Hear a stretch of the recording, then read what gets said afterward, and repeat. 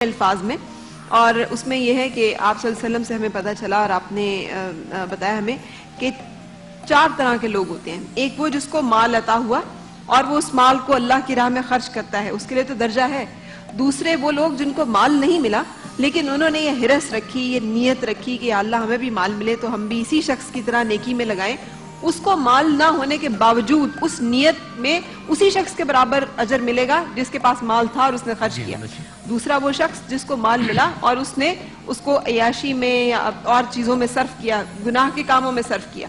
اور چوتھے وہ لوگ جن کو مال نہ ملا لیکن انہوں نے اس شخص کو دیکھ کے جو برائی میں مبتلا ہے اپنے مال کی سبب یہ حسرت کی یا یہ نیت کی کہ ہمارے پاس بھی ہوگا نا تو ہم بھی اسی طرح سے خرچ کریں گے، تو مال نہ ہونے کے باوجود ان کو اسی بری نیت کے وبال میں اسی درجے کا عذاب اور اسی طرح کی سزا ملے گی جس طرح سے اس شخص کو ملے گی جس نے کہ مال کے ہوتے ہوئے برائی کی. تو آپ اس حدیث مبارکہ کے بارے میں یہ فرا تو میں یہاں پر ایک چھوٹا سا واقعہ آپ کی سماعتوں کی نظر کرنا چاہتی ہوں. حضرت موسیٰ علیہ السلام کے زمانے میں کیونکہ قحط پڑ گیا اور بہت زیادہ غذا کی قلت تھی تو ایک شخص بنی اسرائیل کا جو کہ ایک پہاڑ کے ٹیلے کے قریب سے گیا تو اس نے حسرت سے کہا کاش یہ پورا کا پورا غذا ہوتا، میں اس کا سارا اناج ہوتا تو میں اسے لوگوں پر خلق خدا میں تقسیم کر دیتا. تو اس وقت حضرت موسیٰ علیہ السلام پر وحی آئی، کہا کہ اس شخص سے کہو کہ اس کی نیت کا صلہ اس کو مل گیا، اتنا ہی اجر ملا جتنا اگر ہوتا یہ بانٹتا تو اسے ملتا. بالکل صحیح. دیکھیں میں آپ کو بتاؤں کہ بعض احادیث ہوتی ہیں لیکن دوسری احادیث سے منسوخ ہو جاتی ہیں. اب صورتحال یہ ہے کہ رسول خدا صلی اللہ علیہ وسلم نے فرمایا اسلام بڑا آسان مذہب ہے اور اللہ تبارک و تعالی فقط گناہ کی خواہش کرنے پر کسی کو عذاب نہیں دیتا.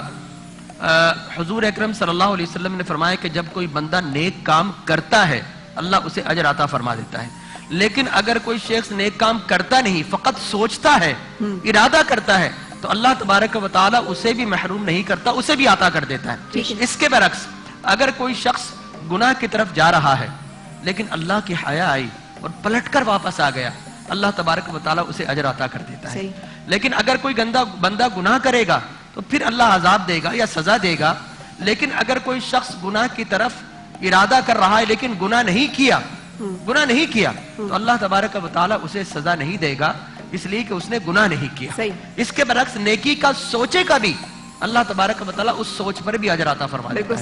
اچھا اب تھوڑی سی بات کو آگے لے کے چلوں گی مولانا آزاد جمیل صاحب آپ کے ساتھ کہ یہ جسے ہم نیت کہہ رہے ہیں، جسے ہم ریا کہہ رہے ہیں، اس کا محور و مرکز کہاں ہے؟ ذہن میں ہے، قلب میں ہے؟ اور کیسے اخلاص سے نیت حاصل کیا جا سکتا ہے؟ اس کا طریقہ کار ہے کوئی اس کے لیے کوئی لائحہ عمل ہے؟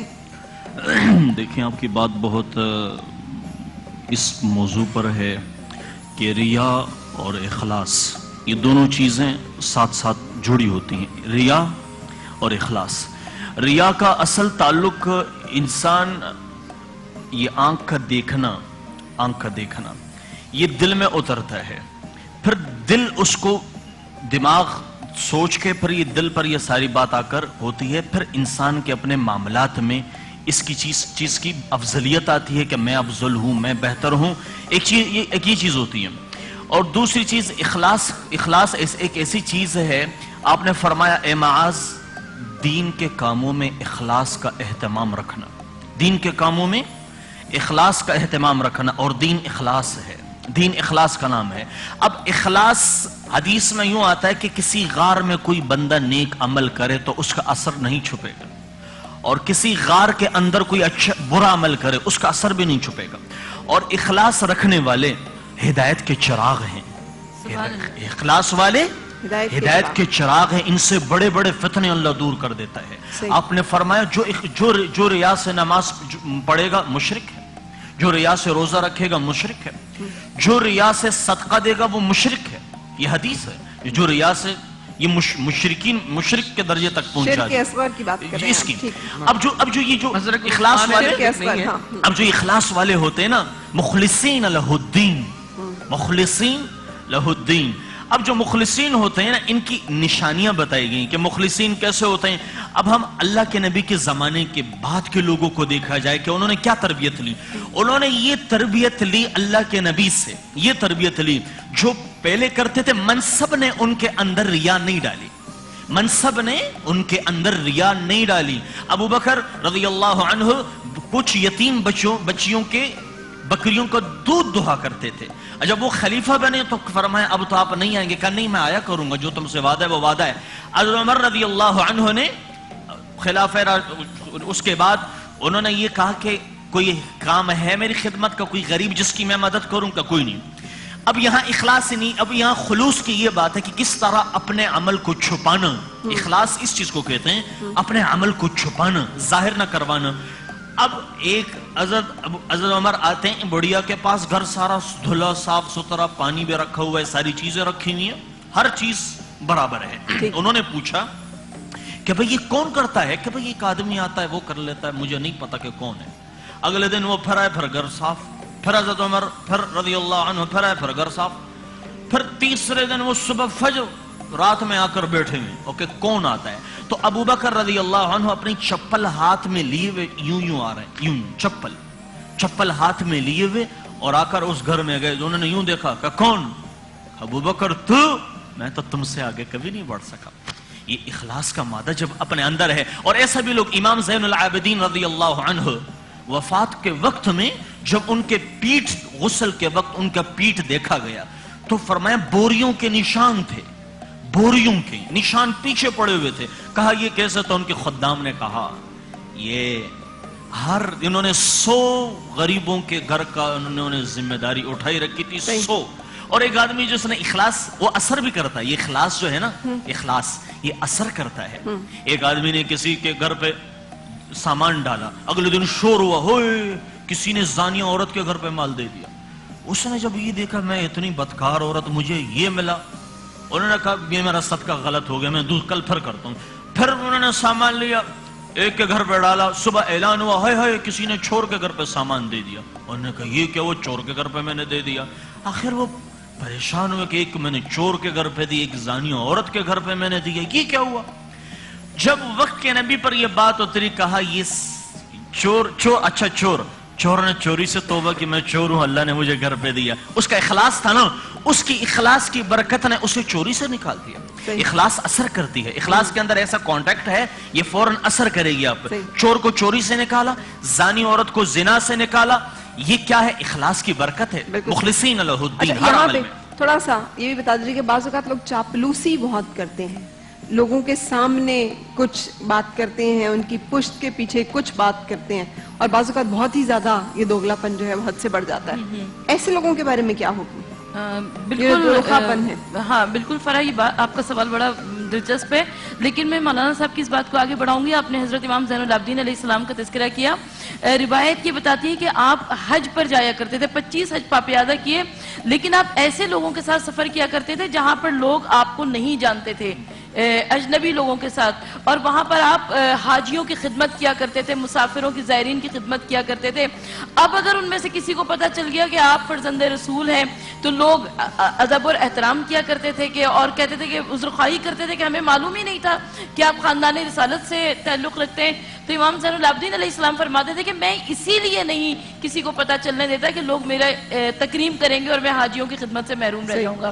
تو یہ جو دو رخا پن ہے, یعنی آپ زبان پہ کچھ اور ہوتا ہے, دل پہ کچھ اور ہوتا ہے, آپ سامنے تعریفیں کرتے ہیں, پیٹھ پیچھے برائیاں کرتے ہیں, تو دو رخا آدمی جو ہے اس کے لیے حضور صلی اللہ علیہ وآلہ وسلم نے ارشاد فرمایا کہ وہ جہنمی ہے. صحیح. میں آپ کو بتاؤں, قال فبعزتک لأغوینہم اجمعین الا عبادک منہم المخلصین. شیطان بھی مخلصین کا کچھ نہیں بگاڑ سکتا. بالکل بالکل. اس نے کہا کہ رب تیری عزت کی قسم میں سب کو بہکاؤں گا, لیکن عباد مخلصین کو میں نہیں بہکا سکتا. بالکل. تو جو اخلاص ہے نا, وہ کیسے حاصل ہوگا, یہ درجہ کیسے حاصل ہوگا؟ میں بھی آپ کو ایک ایگزامپل بتاؤں. بنی اسرائیل کا رسول خدا صلی اللہ علیہ وسلم احیاء العلوم میں امام غزالی نے لکھا کہ ایک شخص تھا جو اللہ کی عبادت اور ریاضت کرتا تھا. اسے اللہ تعالیٰ کے کچھ لوگ ہیں جنہوں نے ایک درخت بنا کر اس کی پوجا شروع کر دی, اس کی عبادت شروع کر دی. لہٰذا اسے بڑا غصہ آیا, جلال آیا, اس لیے کہ اللہ کو یہ گوارا نہیں کہ فقط میری ریاضت کرتے رہو اور اوامر و نواہی کا کام نہ کرو. لہٰذا وہ نکلا, کلہاڑا لے کر میں اس درخت کو کاٹوں گا. راستے میں شیطان ایک بوڑھے شخص کی صورت میں آ گیا. اس نے کہا کہ میں تجھے نہیں جانتا. دونوں کی کشتی ہو گئی. اس عبادت گزار نے شیطان کو پٹخ دیا. شیطان نے بڑی منت کر سے جان چھڑائی کہ میں تجھے کچھ دیتا ہوں. اس نے کہا کہ میں تجھے مال دیتا ہوں, دولت دیتا ہوں, کسی طریقے سے باز آ جا. اس نے پھر اسے اٹھا کر مار دیا. اس نے کہا نہیں. اچھا چلے, تیسری مرتبہ پھر اس نے کوشش کی ایسا کرتے ہیں دیکھو تم نبی بھی نہیں ہو, تم کوئی مسلم بھی نہیں ہو, اللہ نے تمہیں مکلف نہیں کیا کہ تم لازم اس کو کاٹو, تم اپنی عبادت کرتے رہو, اللہ کوئی نبی کو بھیج دے گا, تمہیں تو حکم نہیں آیا. ایسا کرتے ہیں کہ تم جب سو گے تو تمہیں 2 دینار مل جایا کریں گے اور تم عبادت بھی کرتے رہو. اس نے سوچا, اس نے بولا چلے ٹھیک ہے, میں مفلوق الحال بھی ہوں, کچھ میری اعانت بھی ہو جائے گی. لہٰذا وہ جا کر سو گیا, دیکھا کہ دینار مل گئے, دوسرے دن مل گئے, تیسرے دن نہیں تھے. وہ غصے میں آیا کہ اس شخص نے جو ہے میرے ساتھ بے وفائی کی. دوبارہ کلہاڑا لے کر نکلا اور پھر شیطان آ گیا کھڑا ہو کر. اب جب کشتی کی تو شیطان نے اسے گرا دیا اور بالکل وہ شخص چونٹی کی طرح اس کے نیچے آ گیا. اس نے کہا کہ معاملہ کیا ہے, کل پرسوں تو میں نے تجھے گرا دیا تھا, آج تو نے مجھے گرا دیا.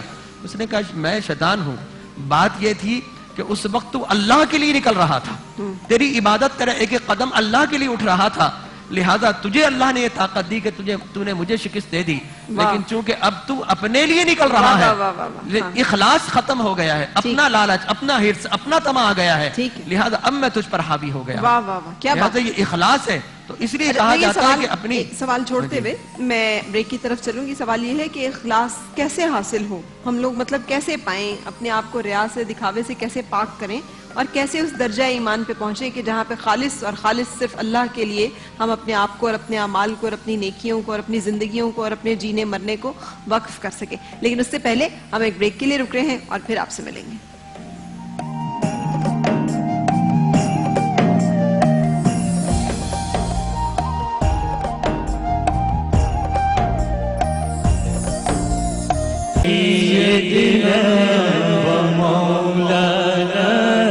محمد جب حسن تھا ان کا جلوہ نما, انوار کا عالم کیا ہوگا, انوار کا عالم کیا ہوگا.